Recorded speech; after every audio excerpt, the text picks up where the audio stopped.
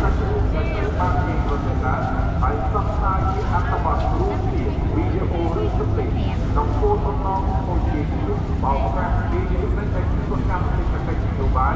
និងធ្វើឲ្យស្រួលច្របល់ក្នុងសង្គម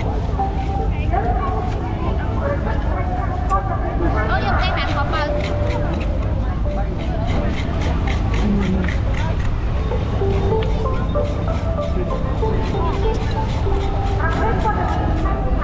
Dia dapat baiklah.